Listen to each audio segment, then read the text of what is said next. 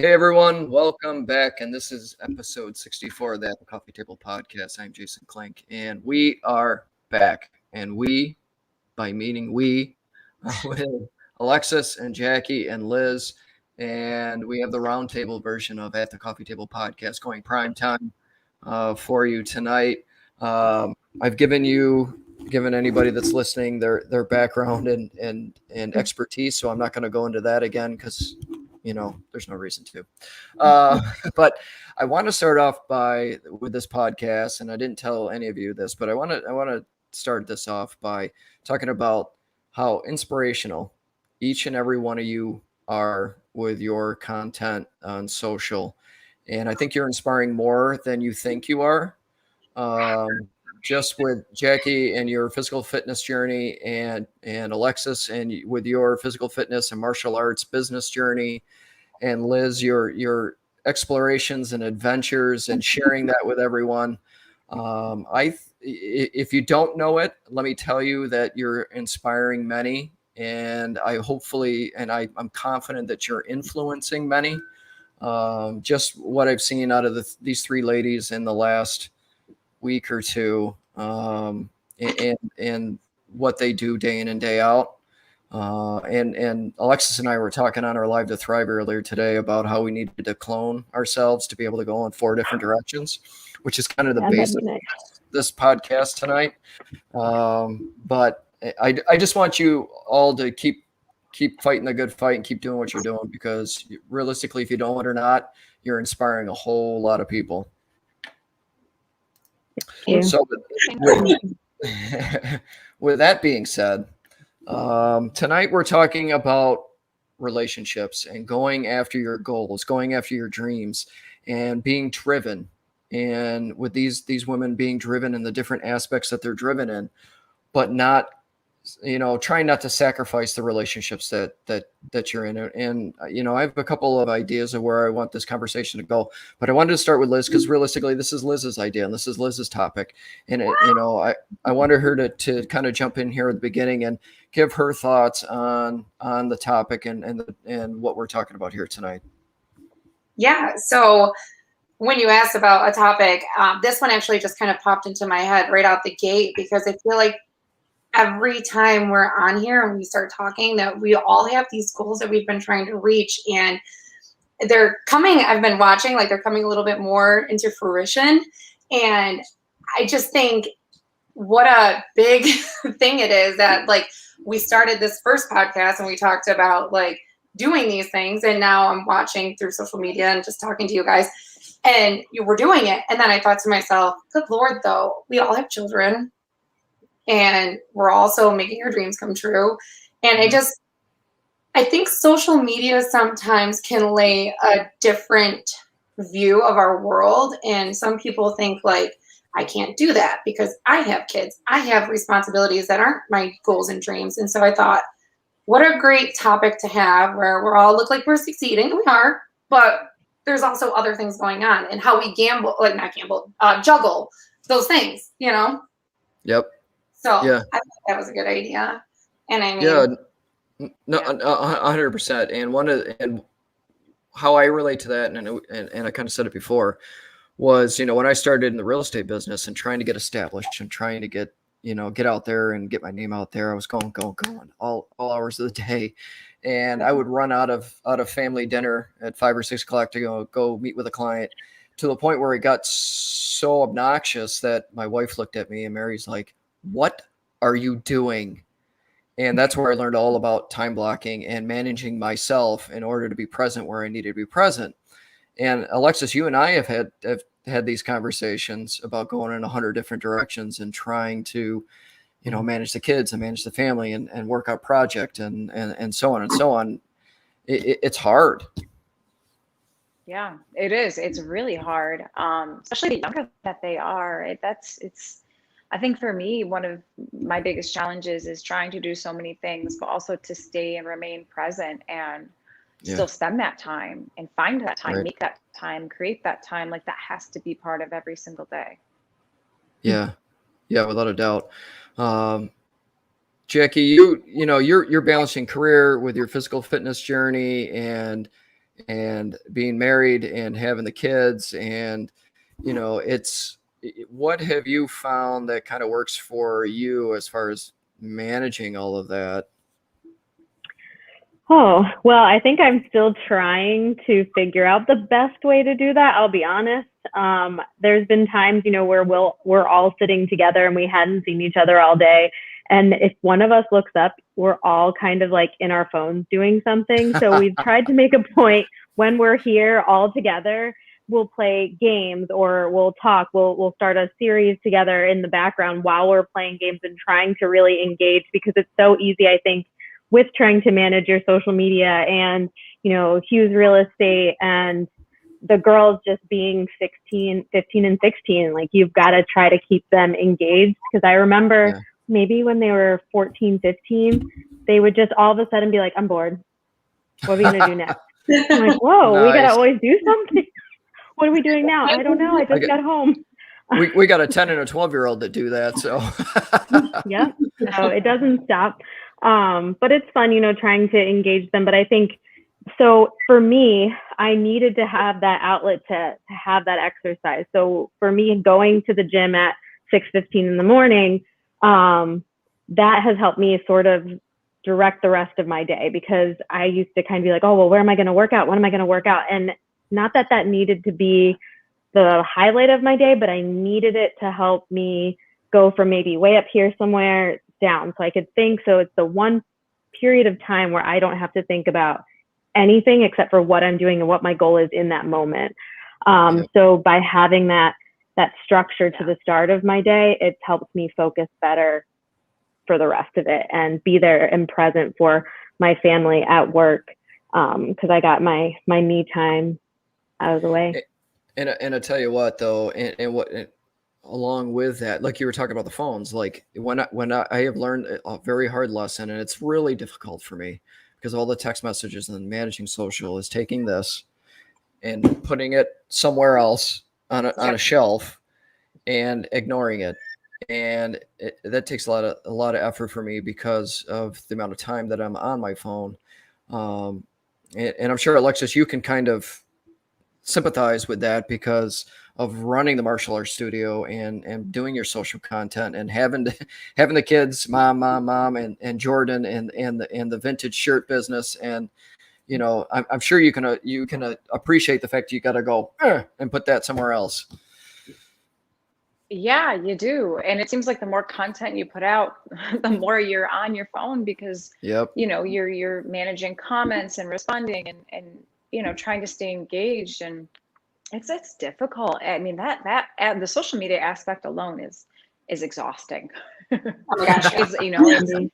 I think I found that I get to certain points where like I kind of need to take like a week where I just need a few days where I just don't post anything because I just need to and then come back to it because it's so much work and it's so necessary when you're running a business too. So there's not really any way around that other than trying to manage. Yeah. Now, Liz, you're a single mom working in the medical profession, trying to manage your days. What's the trick or not the trick, but what's the best strategy for you to get through every day and make sure all your bases are covered, so to say? Caffeine. Amen. Just copious amounts of caffeine. No,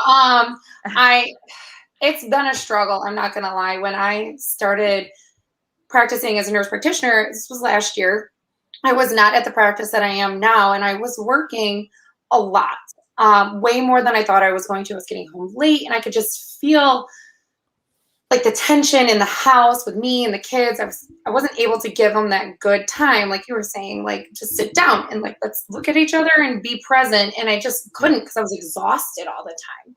And, so I wanted to stay in this job. We are kind of told like in nursing, you have to do this 1 year, get your year in wherever you are, and then you can leave. And so one of those things is just kind of like biting the perfectionist bullet and throwing it out the window.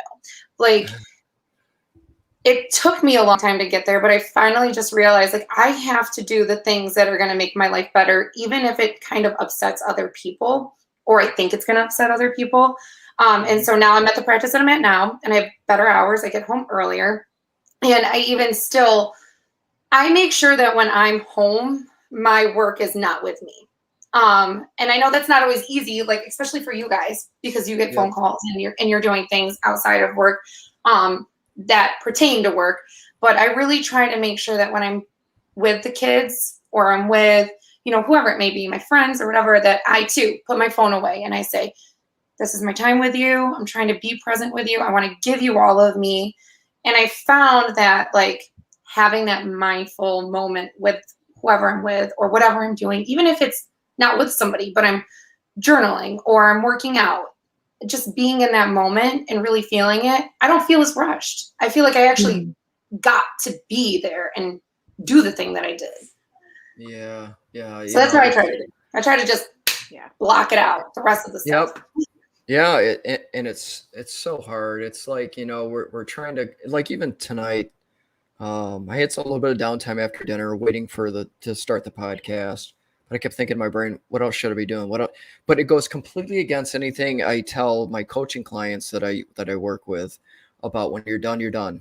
You're done for the day. If you had 8 tasks and you got them all done at 3:00, you're done for the day.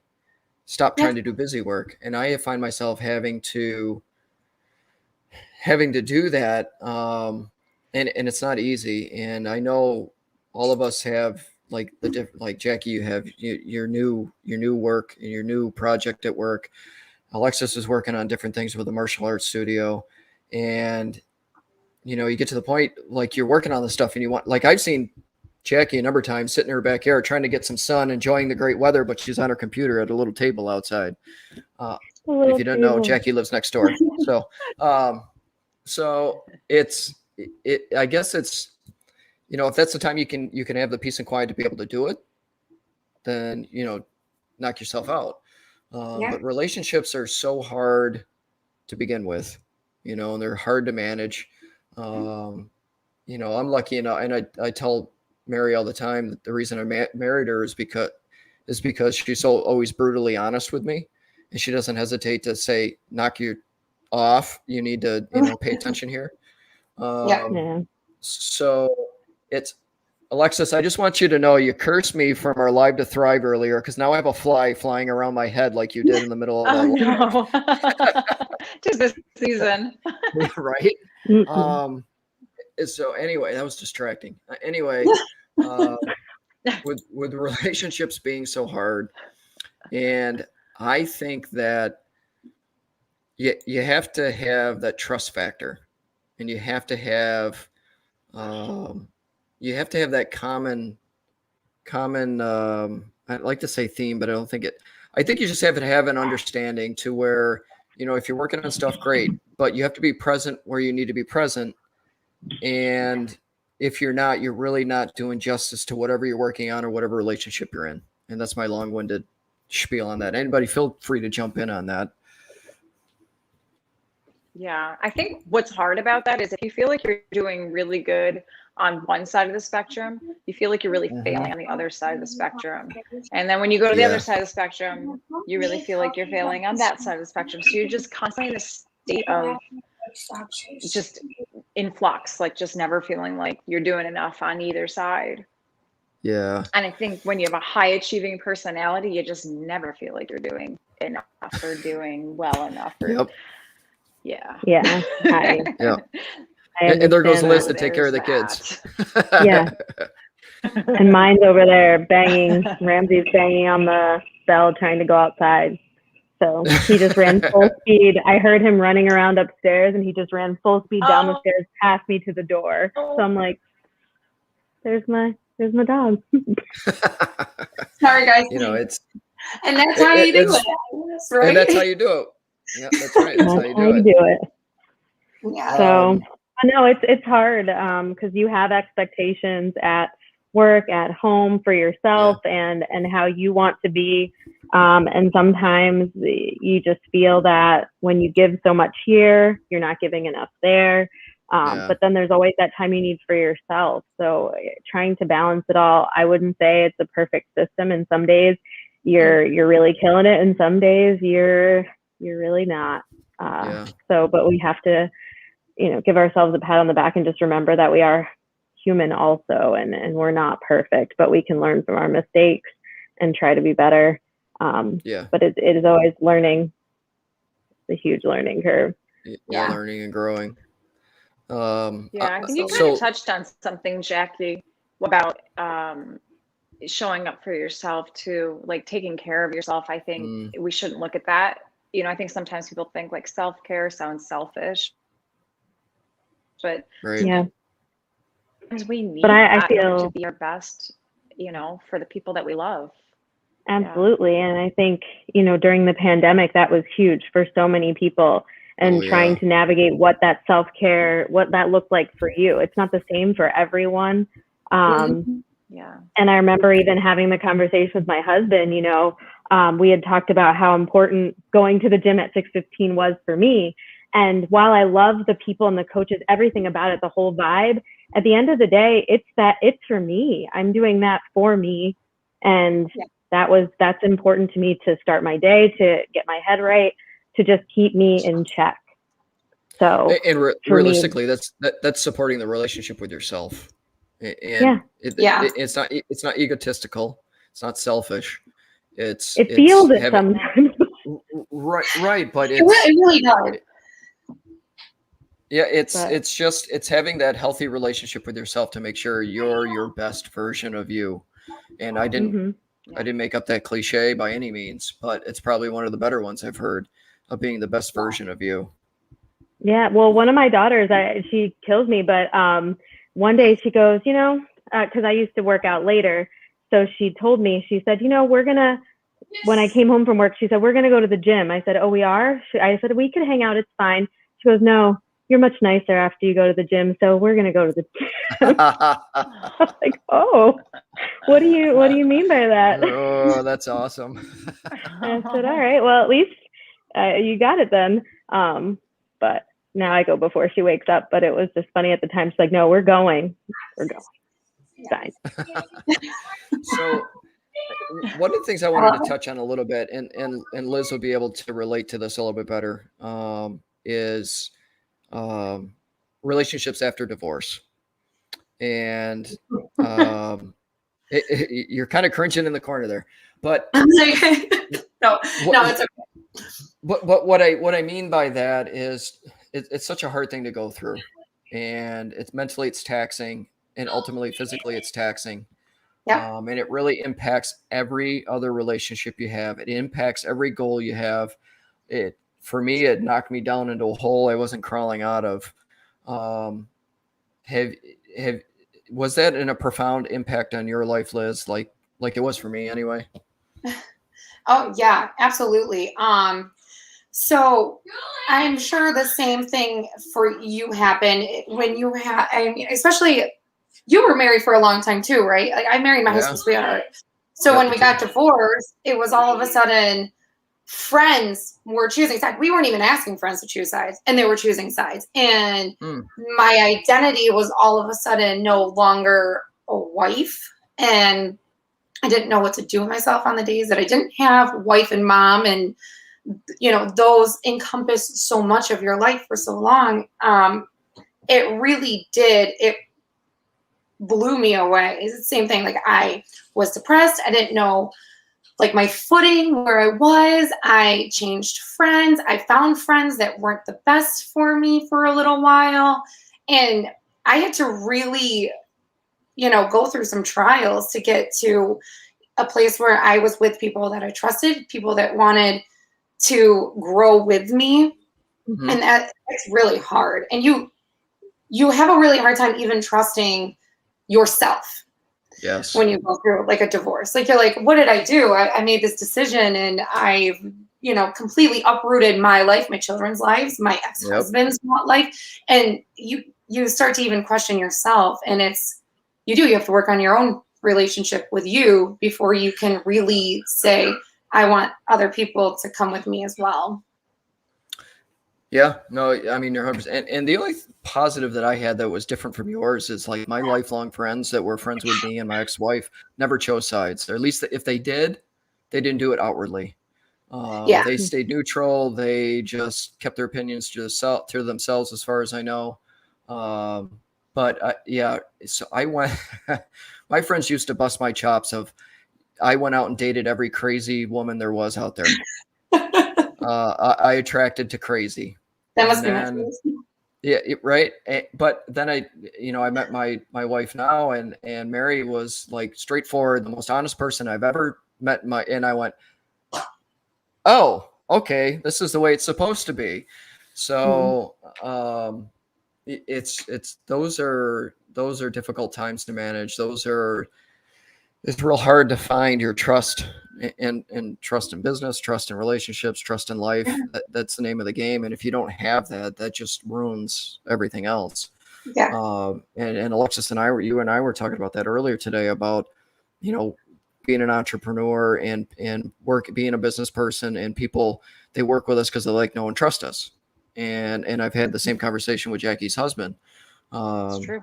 Yeah. And it's having that professional relationship, the professional trust factor, and a rapport.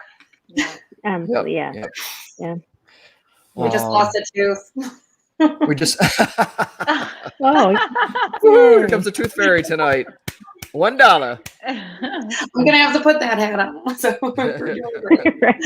But you're right, honestly. Like, I think trust, and then giving your time and effort and really being there, having your wife be so honest with you and straightforward. I think that's the best thing, like, that you could ask for after you go through something so hard where you question everything else. And realistically, those are the difficult times that really help you. That's that growth part, that growth part of the circle that helps you grow and really look at things differently and want to do better for the kids, want to do better for yourself. It doesn't look like it at the time. But looking back now, like I've learned more in the last 5 years than I did the previous gazillion years. So it's just one of those things, and it, I'm trying to learn all the time. So it's balance. It comes down to balance. And one of the things I heard today was about time management is not, you don't manage time because there's only, 60 seconds in a minute and 60 minutes in an hour. You don't manage time. You have to manage yourself and manage, be a person and be person management. Yeah. We have the same. Maybe that's where I'm going wrong. Yeah. So it's, and Alexis and I we had talked about it on the live that if you have what you're trying to accomplish, you have a task for the day, or one certain activity that you're trying to accomplish, there's no reason to try to slam 4 or 5 activities into one day, and you get 2 of them done. Now you feel like the wheels came off the tracks and it's awful and you didn't do if you can take and do one activity and one task and be successful at it and then move on the next day and do the next one. Alexis, you had some really good insight on that, so I'll let you kind of roll with that one. Yeah. I mean, I think what's keeping me on task with anything, because do you find like you just so easily distracted? Like I could literally be in my phone looking for something and then I'm like, why am I here? What am I looking for? What app am I supposed to use? Why did I come into this room? It sounds so, yeah, exactly. Except it's in your phone. And I think what really changed the game for me was and this is so simple. It's a planner. It's a weekly planner with the month and I'm putting everything in, the appointments, and then scheduling everything that need the to-dos and the block, because I was trying to just wing it, you know what I mean, for a couple months there, and I was like, whoa, this is not working. Because there's so many little things that pop up in the day. In the moment you think, well, I'm not going to forget to send this person a message. Well, you know what, by the time 50 other things occur and their head hits the pillow, you're not thinking about that anymore. Like, you got to write everything down. And So as simple as it is, that is the trick. And that I love one that accompanies too. me everywhere. So Yeah. Yeah. I found I can't found write it. more- I can't have it. I can. Go ahead. I like the convenience of the phone, but it just doesn't do the job the same way. Yeah. Like, you know, the scheduler of your phone. It just doesn't. Yeah. I found more satisfaction and accomplish more by writing stuff down than I do trying to manage my Google Calendar. Yeah. Yeah.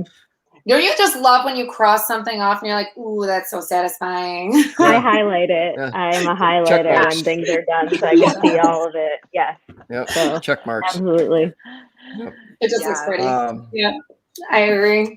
One of the other Oh. things that I really like the idea of, and I'm trying to incorporate more of this into my life, is time multiplying. So like you said, there is not any more time that I could possibly make up in this world, but I can do tasks that give me time. And one of the best examples that I heard, and I was like, oh my God, I need to do this with my kids because they're young and they're like right at that age that I can do it. So say you want to get your kids dressed. You get your kids dressed every single morning. And it takes you what? Oh my God, it takes me forever. Probably 15 minutes to get one of them dressed because, you know, we don't like this, whatever. But if you take the time and actually say, this is where your shirts are, this is where your pants are, you have to choose one or the other, do it, and then help them learn a task. Now, in the future, even though it took you 15 minutes, 15 times in a row, you will gain that 15 minutes in the morning. So like tying their shoes, putting their shoes on, even if it's 2 minutes, now all of a sudden you've lost the 2 minutes while you're doing it and you're teaching them, or even like teaching an employee or something that time, but you've gained it in the future. So, you know, 10 days of learning how to tie your shoes for 15 minutes is what?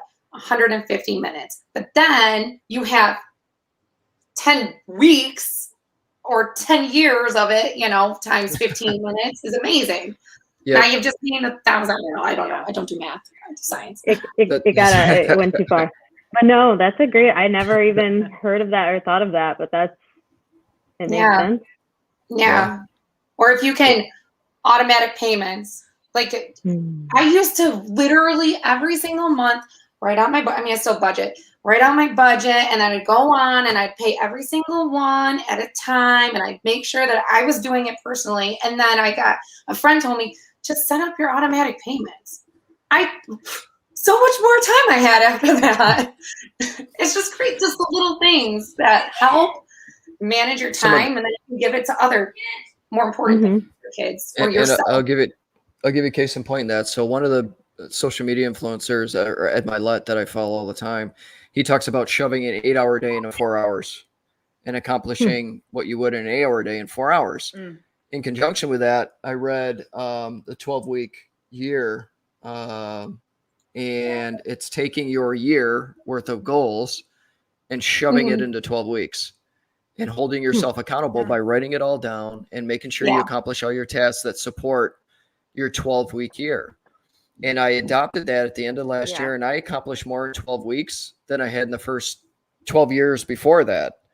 So there's something to be said about necessity. There's something to be said about the time element.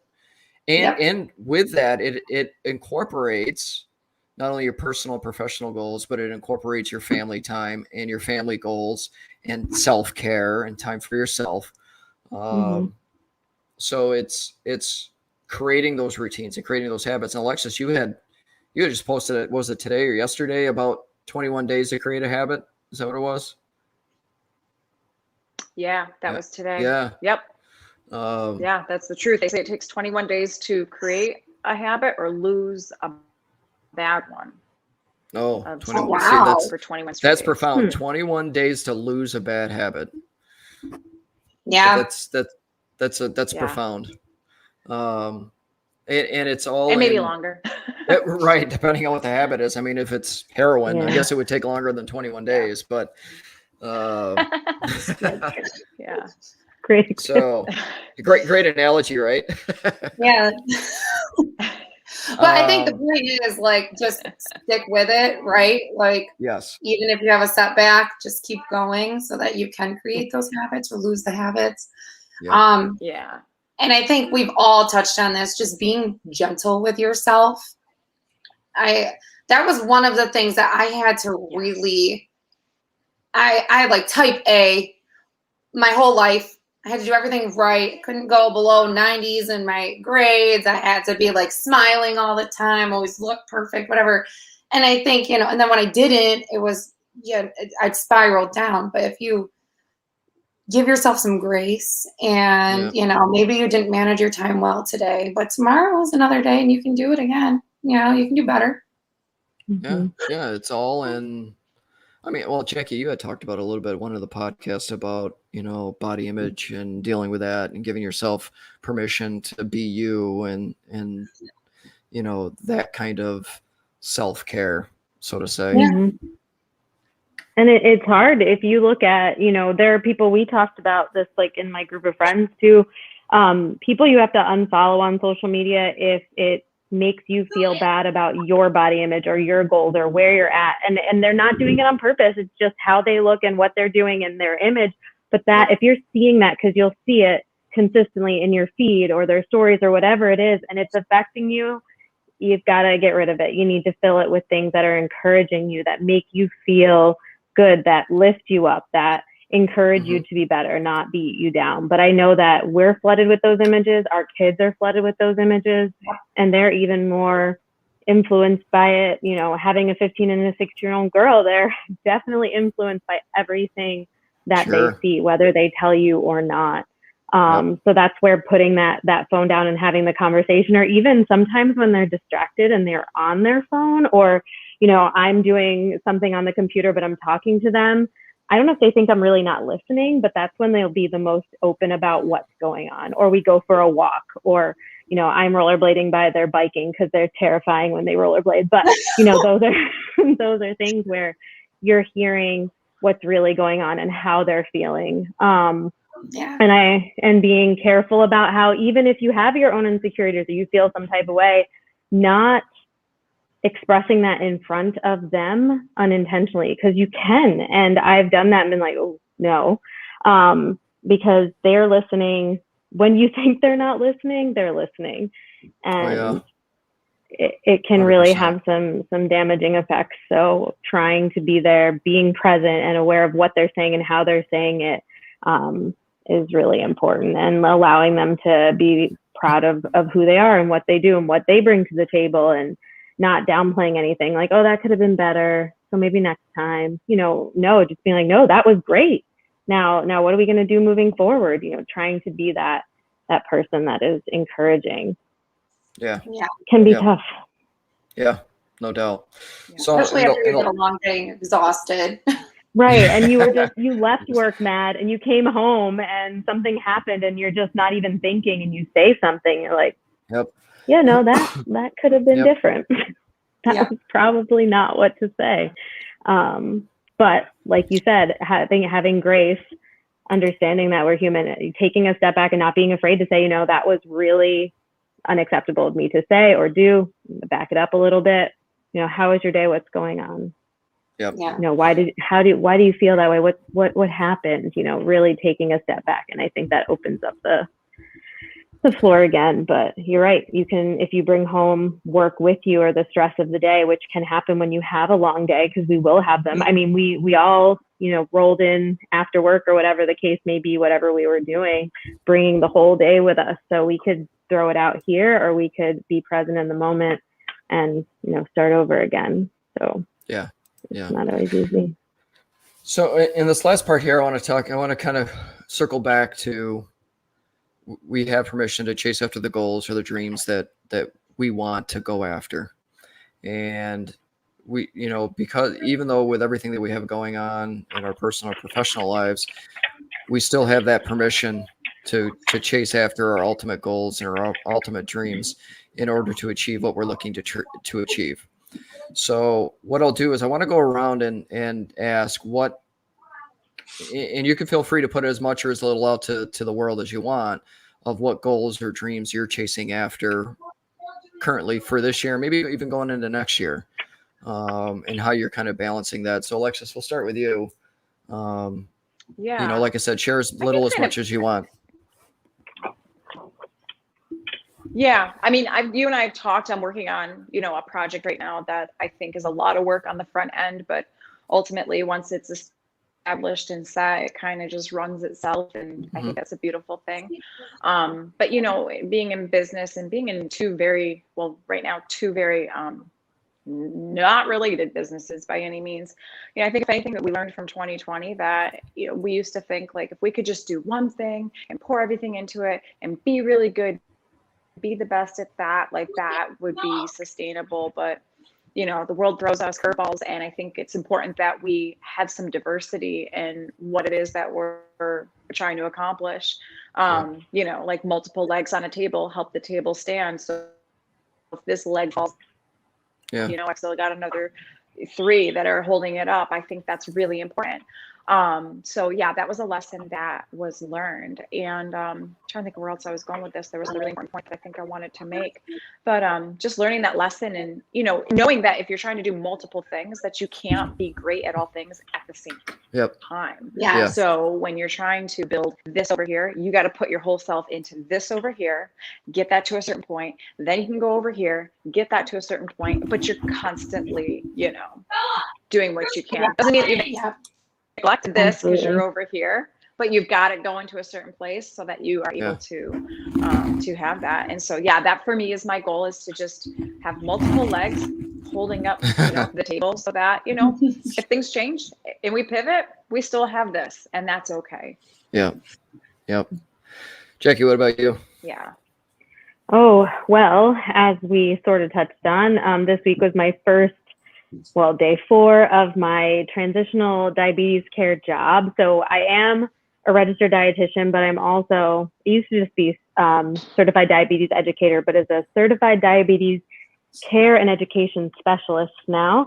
So I do have an advanced credential to do above medical nutrition therapy. So I can help do, you know, things with medication and insulin regimens, and being a little bit more effective in that part of care. So they recently agreed to have a transitional care position where I can do inpatient diabetes education for patients that came in, whether they were newly diagnosed diabetics or they are uncontrolled and they have recurrent hospitalization. So ways where we can go in and, you know, do that insulin pen teaching. Are they doing it correctly? What are they doing? What supports do they need?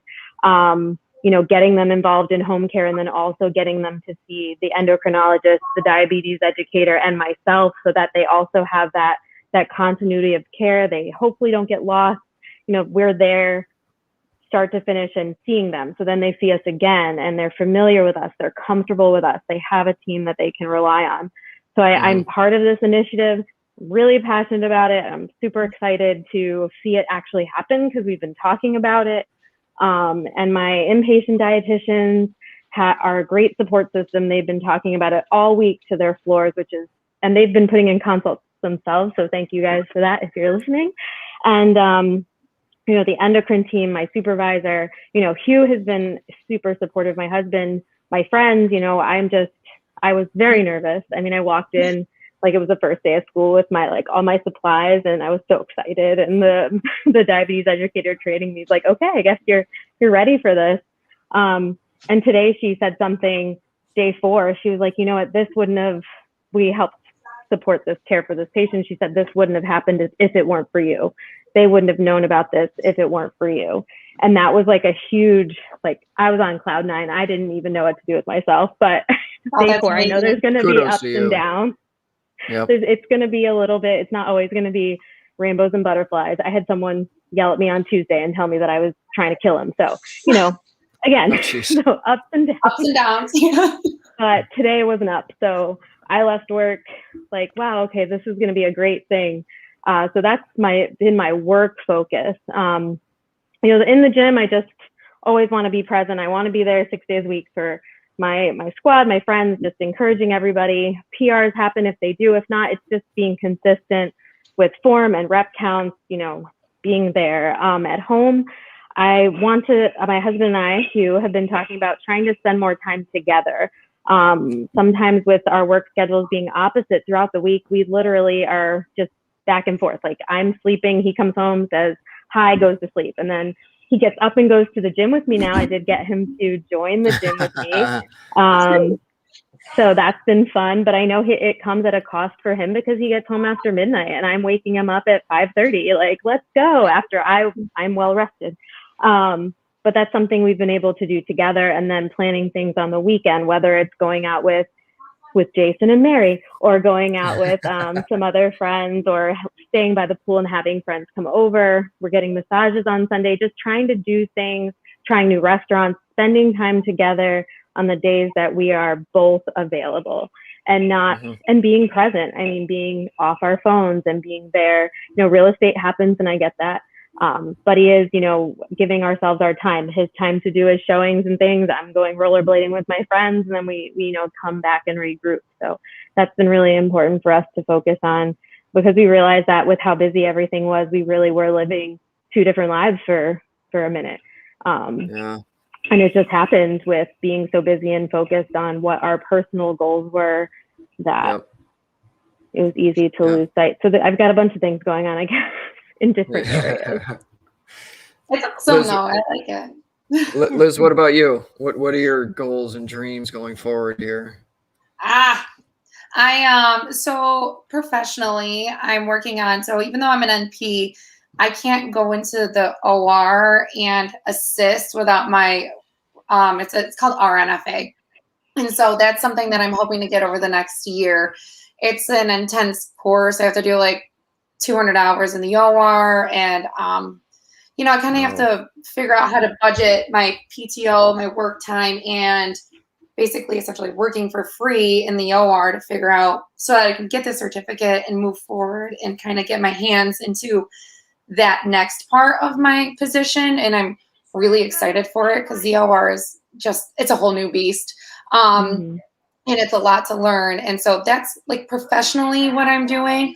I am taking my time with it because I just started here too at this practice about 4 months ago. And it's just kind of toggling between the two, like being really good.